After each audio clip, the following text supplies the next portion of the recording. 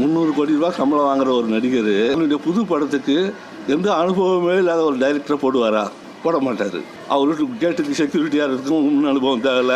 கேட்டை வாட்ச் பண்ணி செலக்ட் பண்ணி எடுக்கும்போது நாட்டை வாட்ச் பண்ணி ஒரு சில கோடிகள் வைத்து எடுக்கிற ஒரு படத்துக்கே ஒரு அனுபவமான திறமையான பேர் வாங்கின ஒரு தலைவர் டைரக்டர் வேணும்னு நினைக்கும் போது தமிழ்நாட்டுக்கு தலைவராக வர்றதுக்கு அதில் ஒரு கம்பெனி மட்டும் பார்த்தீங்கன்னா விஜய் தான் வந்து சிஎம்மாக சொல்லியிருக்காங்க. அதை பற்றி சார் விஜய் யார் சார்? எப்படி சார் சிஎம் ஆக முடியும்? ஒரு கம்பெனி மட்டும் அலர்ட் அது ஒரு கம்பெனி அவர் காசு கொடுத்து கூட சொல்லியிருக்கலாம். சொல்லுங்கள், விஜய் என்ன பண்ணியிருக்காரு சொல்லுங்கள்? கரூரில் 42 பேர் செத்தாங்க, எதனா பண்ணாரா? அவர் பாட்னி ஏறி ஓட்டார். நான் விஜயை பிடிக்காமல, நான் உண்மையே விஜய் ரசிகன். நான் சிந்திச்சு தான் ஓட்டு போடுறேன். ப்ரெஸ் மீட் கொடுக்குறாரா? இப்போ நீங்கள் கேட்டீங்க, நான் வந்தவொடனே ஒரு வார்த்தை பேசல, இது முதல்ல அவர் பேசுவாரா? போடுறாரு அவர். எதனா ஒரு மைக் எடுத்துகிட்டு போய் நிப்பாட்டு கொடுக்க மாட்டார். ப்ரெஸ் மீட் அவர் பேச தெரிலங்க அவருக்கு. கேமரா முன்னாடி நான் 10 பேருக்கு முன்னாடி அங்கே நடிக்கலாம், மக்கள் முன்னாடி நடிக்க முடியுமா? பத்திரிகையார்கிட்ட ஒருத்தர்கிட்ட கேள்வி கேட்க முடியுமா? அவர் முதல்ல ஒரு நல்ல ப்ரெஸ் மீட் கொடுக்க சொல்லுங்கள். நேற்று ஒரு சம்பவம் எடுத்துக்காங்க. அவங்க வீட்டில் வந்து எல்லோரும் வந்து ஒரு மனு கொடுக்குறாங்க, நிற்கிறாங்க. நீ கண்ணாடி இறக்கி விட்டுட்டு சரி என்னம்மான்னு பேசலாம் வைக்கலாம். அது கூட கேட்கலையா? பின்னாடி மக்கள் நாயுமே பின்னாடி ஓடி வராங்க, நீ ஏன்டா கண்ணாடி வச்சுட்டு போயிட்டேன்னு தான் அர்த்தம். இப்பயே இந்த லெவல் தான் வந்து ஜெயிச்சா என்ன பண்ணுவேன்? நீ யாரையும் கண்டுக்க மாட்டேன், யாரையும் இது பண்ணுவேன். தெரியாத மக்களுங்க தான் சினிமாக்காரன் வரட்டும், சினிமாக்காரர்கிட்ட விஜய் வந்தால் நம்மளை காப்பாற்றார். முதல்ல அவர் வீட்டையே காப்பாற்றலை ஒன்றும். அப்பா அம்மா ஒரு அப்பார்ட்மெண்ட்டில் இருக்கிறாங்க, ஒய்ஃபு ஃபாரினில் இருக்காங்க, பையன் இன்ஸ்டாகிராம்லேருந்து வெளியே வந்துட்டான் அவர் ஐடியிலேருந்து. அதில் வருஷத்துக்கு 1000 கோடி வருது, ஆட்சியில் வந்தால் ஒரு 5000 கோடி, அவ்வளோதான். யாரும் நல்லவங்க கெட்டவங்கலாம் சொல்லலை, எல்லாருமே ஊழல் பண்ணுறவங்க தான். இவர் வந்தாலும் பண்ணுவார். மக்களுக்கு தமிழ்நாட்டில் வந்து விஜய் சிஎம் தான் வாய்ப்பே இல்லை சார். எப்படி சார் உட்காரு? வாய்ப்பு இல்லை சார். அவரை பற்றி கேட்டால் என்னென்னமோ சொல்லலாம், டென்ஷன் தான் அவன் எல்லாருக்கும். கண்டிப்பாக விஷயம் தெரிஞ்சவன் டென்ஷன் ஆகிடுவான்.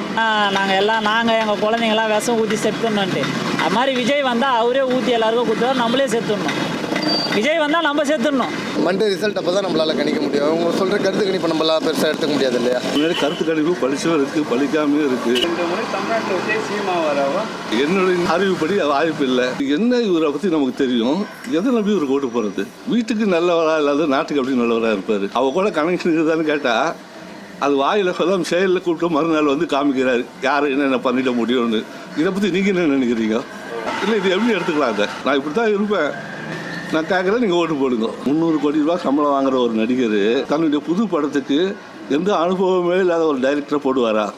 ஒரு சில கோடிகள் வைத்து எடுக்கிற ஒரு படத்துக்கே ஒரு அனுபவமான திறமையான பேர் வாங்கின ஒரு தலைவர் டைரக்டர் வேணும்னு நினைக்கும் போது தமிழ்நாட்டுக்கு தலைவராக வர்றதுக்கு ஜனங்க என்னென்ன எதிர்பார்க்கலாம்? நான் புது டைரக்டருக்கு வாய்ப்பு கொடுப்பேன் அப்படின்னு அவர் சொன்னார்னா எனக்கு அரசியலில் வாய்ப்பு கொடுக்கணும்னு கேட்குறது சரின்னு ஒரு வேலையை ஏற்றுக்கலாம். அவர் வீட்டுக்கு கேட்டுக்கு செக்யூரிட்டியாக இருக்கும் முன் அனுபவம் தேவையில்லை. அவர் வீட்டுக்கு சமையல்காரருக்கு முன் அனுபவம் தேவையில்லை. அந்த ஹீரோயினுக்கு முன் அனுபவம் தேவையில்லை. கேட்டை வாட்ச் பண்ணி செலக்ட் பண்ணி எடுக்கும்போது நாட்டை வாட்ச் பண்ணி எப்படி செலக்ட் பண்ணி எடுக்கணும்? எந்த கொள்கைக்கு பாடுபட்டார்? என்ன போராட்டம் பண்ண தமிழ்நாட்டு மக்களுக்காக இது வரைக்கும் எத்தனை போராட்டம் பண்ணியிருக்காரு? கம்பெனி மட்டும் கண்டிப்பாக வந்து விஜய் தான் சிஎம் சொல்லியிருக்காங்க.